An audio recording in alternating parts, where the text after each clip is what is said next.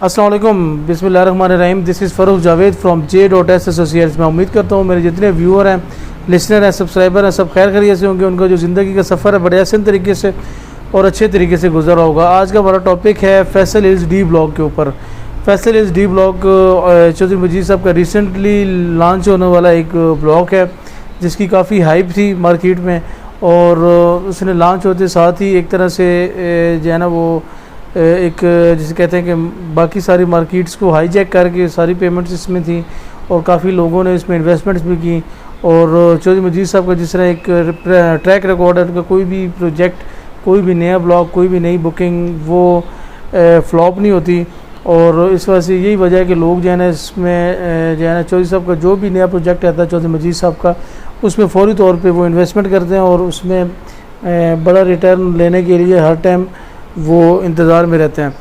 तो Faisal hills D block में अभी क्या मौजूदा सूरत हाल है और आने वाले दिनों में इसमें जो है ना वो मज़ीद क्या सूरत हाल बनने वाली है, इस सारी चीज़ों के ऊपर इंशाल्लाह मैं आज डिस्कशन करूंगा। तो वीडियो में आगे जाने से पहले आप मेरा चैनल सब्सक्राइब कर दें ताकि रियल एस्टेट के हवाले से आपको जितनी भी न्यूज़ है, जितनी भी आपको इंफॉर्मेशन है वो इन टाइम और ऑन टाइम मिल सके। फैसल हिल्स डी ब्लॉक में हालात ये हैं कि ये लॉन्च होते साथ ओन पे चला गया था। शुरू पहले दिन तो मुझे याद है कि तकरीबन 2.5 से 3 लाख ओन पे भी फाइल्स बिकी 5 मरला की, ठीक है। फिर ग्रेजुअली इसका रेट जो है ना वो तकरीबन मेरे ख्याल में 15-20 दिन वो स्टेबल रहा, तकरीबन 70 to 80,000 1 लाख तक भी ट्रेड होता रहा, ठीक है। लेकिन इस टाइम जो है ना वो फैसल हिल्स डी ब्लॉक का जो रेट है वो तकरीबन लेवल, और कई मौक़ों पे हमने देखा है कि माइनस में भी files Faisal hills D block की बिकी हैं। तो ये एक बड़ी तशवीश की सूरत हाल है। और जिन्होंने इन्वेस्टमेंट्स की थी 1 लाख पे, ज़्यादातर लोगों ने जो है ना 70,000 1 लाख पे ओन पे जो है ना वो चीज़ें परचेज़ की थी, तो वो इस टाइम बड़े परेशान हैं। किसी ने अगर 10 फाइलें ली थी तो उनको तकरीबन 7 लाख का आलमोस्ट नुकसान है, ठीक है। तो क्या वजह है ऐसी कि चौधरी साहब की जो है ना ये प्रोजेक्ट वो काफ़ी जो है ना वो डाउन है और उस तरह उस पर ओन नहीं आया, और कौन सी ऐसी वजूहत हैं? तो उसमें जो नंबर 1 रीज़न है जो कि मैं समझाऊँ वो ये है कि डी ब्लॉक की लॉन्चिंग टाइमिंग जो है ना इसकी बहुत गलत थी। लॉन्चिंग टाइम जो है ना वो अभी डी ब्लॉक को उसको लॉन्च ही नहीं करना चाहिए था चौधरी मजीद साहब को। चौधरी मजीद साहब शायद अपनी तरफ से एक जो है ना वो समझ रहे थे कि अभी बहुत ज़रूरत है एक नए ब्लॉक की, और उसमें जो है ना लोग जो है ना वो इन्वेस्टमेंट करेंगे और लोगों को, लेकिन ऐसा बिल्कुल नहीं हुआ। लोगों को इन्वेस्टमेंट्स हुई लेकिन उनको खातिर खा उस तरह रिटर्न भी नहीं मिल रहा, और प्लस फाइल्स का जो रेट भी जो है ना वो काफ़ी down, day by day down आ रहा है, और उस पर उस तरह ओन भी नहीं चल रहा। तो टाइमिंग जो है ना वो बड़ी काउंट करती है किसी भी नए ब्लॉक की प्रोजेक्ट की लॉन्चिंग के टाइम। तो यहाँ पे वो थोड़ा सा मिस कैलकुलेट आप कह सकते हैं। चौधरी मजीद साहब को जो करीबी बंदे थे या जो उनको मशवरा देने वाले हैं, उन्होंने उनको मिस कैलकुलेट किया और उन्होंने इम्पोज़ किया कि आप जो है ना वो नया ब्लॉक लॉन्च करें। लेकिन ये एक्सपेरिमेंट इस दफ़ा उनका खातिर खा कामयाब नहीं हुआ। जिस तरह पिछली फाइल्स में वो लॉन्चिंग करते थे तो लॉन्चिंग से साथ ही वो ठीक ठाक ओन पे, और रिवर्स वाला तो सीन ही नहीं होता था, ज़्यादातर ओन पे डे बाय डे उस पर ग्रेजुअली ओन चलता था। लेकिन इस दफ़ा ऐसा नहीं हुआ क्योंकि मुल्की हालात भी ऐसे थे, प्लस जो है ना वो टाइमिंग भी सही नहीं थी, ठीक है। ऑलरेडी फैसल हिल्स की जो बाकी मार्केट थी जो कि ADC NDC प्लॉट से वो जो है ना वो काफ़ी डाउन हुए हैं, उनके रेट्स काफ़ी नीचे हैं, ठीक है। तकरीबन 30 to 35% रेट्स जो है ना वो नीचे आ चुके हैं फैसल हिल्स में, स्पेशली बी ब्लॉक में, ब्रेवो बी ब्लॉक में जो है ना इनके स्पेशली रेट वो नीचे आए हैं। एक तो मेन वजह ये थी, प्लस ये कि चौधरी मजीद साहब ने जो इसका रेट निकाला है वो तकरीबन 58 लाख जो रेट है वो एक्स्ट्रा ऑर्डनरी रेट आप कह सकते हैं। इस एरिया में, इस रीजन में इतना ज़्यादा हाई रेट निकालने की इनको बिल्कुल ज़रूरत नहीं थी। ये इसे कहते हैं कि बहुत ज़्यादा रेंज से बाहर जाने वाली प्राइस है 58 लाख पे। उसके बाद 9 लाख जो है ना वो उसकी डाउन पेमेंट, और हर जो है ना 3 महीने के बाद आलमोस्ट जो है ना 3.5 लाख मेरे ख्याल में उसकी इंस्टॉलमेंट है। तो ये एक बहुत ज़्यादा हैवी किस्म की इन्वेस्टमेंट बन जाती है, और बहुत जिसे कहते हैं कि हर कोई इसको अफोर्ड नहीं कर सकता। ज़्यादातर लोग जो है ना वो आपको पता है मुलाजिम पेशा लोग होते हैं जो कि इन्वेस्टमेंट करते हैं रियल एस्टेट में, लेकिन जो है ना वो फिर भी प्रेफर करते हैं फैसिलिटीज़ को। लेकिन ये जो चीज़ है वो इनको जो है ना इनकी मुलाजिम पेशा लोग जो थे उनके रेंज से बाहर मुझे नज़र आ रहा है। हाँ, जो लोग बहुत ही ज़्यादा एग्जेक्टिव क्लास में जॉब कर रहे हैं उनके लिए मैं कुछ नहीं कह सकता, लेकिन जो मेजॉरिटी है वो उसकी जो है ना रेंज से ये बाहर है इन्वेस्टमेंट, तो इस वजह से भी इसकी रेट्स नीचे आए हैं। प्लस जो जिसे कहते हैं कि बिजनेसमैन वगैरह जो थे उनकी वैसे बिजनेसेस स्लो हैं, तो उन्होंने भी जो है ना वो इस तरह परचेजिंग अपनी रोक दी है। ओवरऑल जो पाकिस्तान में इकनॉमिकल सूरत हाल बनी हुई है वो भी एज़ कम्पेयरली जो है ना कंपेरेटिवली उसमें कम इन्वेस्टमेंट्स कर रहे हैं।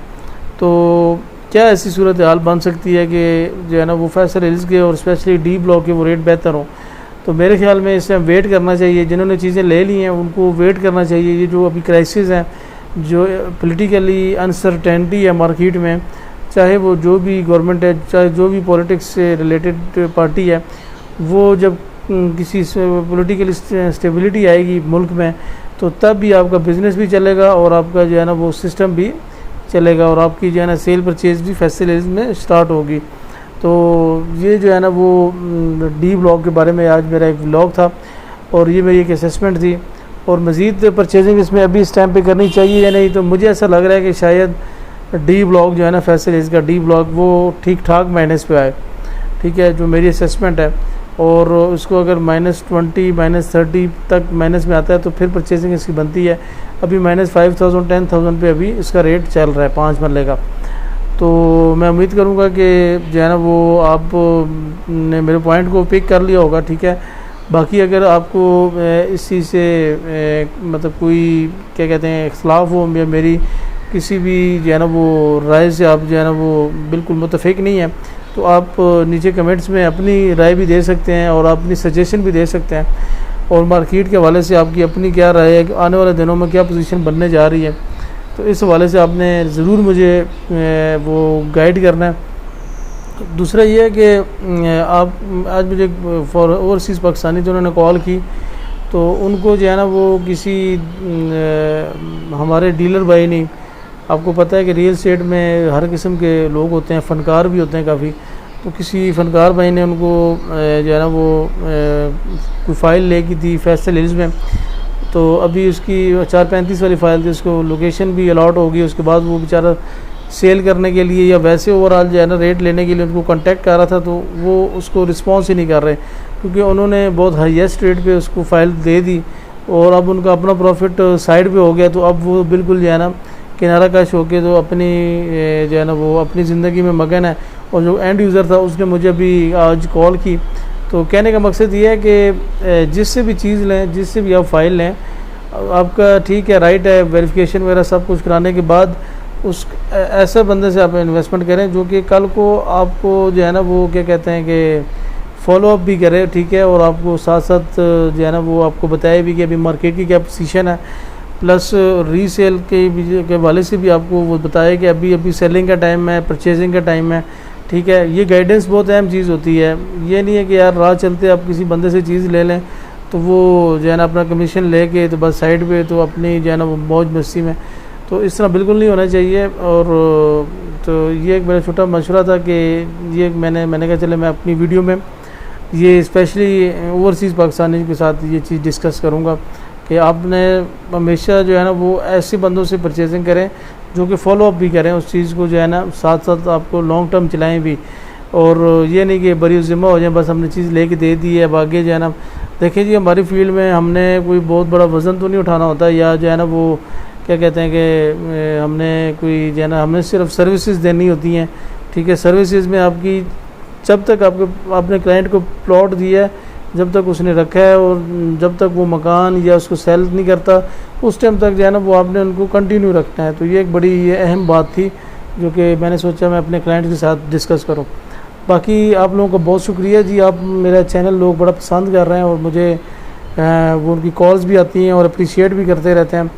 तो अल्हम्दुलिल्लाह अल्लाह ताला का शुक्र है जो मैंने जिसे कहते हैं कि जो मेरा कॉज था, जो कि मेरा मोटिव था, अल्हम्दुलिल्लाह ताला ने उसके मुताबिक जो है ना ये चैनल अल्लाह ताला की ज़ात जो है ना वो चला रही है और अल्लाह ताला ने मुझे भी हिम्मत दी हुई है कि मैं इस प्लेटफॉर्म के थ्रू आपको सच्ची बात और ऑनेस्ट किस्म की राय जो है ना वो आप तक पहुंचा रहा हूँ।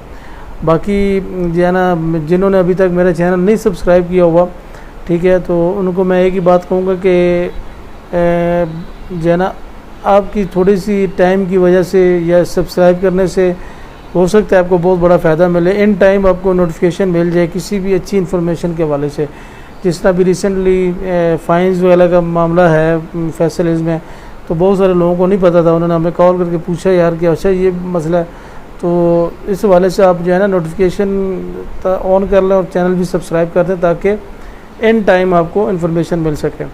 बाकी अपना ख्याल रखिएगा, जुड़े रहें इस चैनल के साथ, इस कम्युनिटी के साथ, और जो है ना मैं इंशाल्लाह हर वीकेंड पे भी लाइव आता हूँ आप लोगों के साथ, तो उस पर भी जो है ना भरपूर शिरकत किया करें। और तो ये कि किसी और वीडियो के साथ मिलेंगे। अपना ख्याल रखिएगा। अल्लाह हाफ़िज़।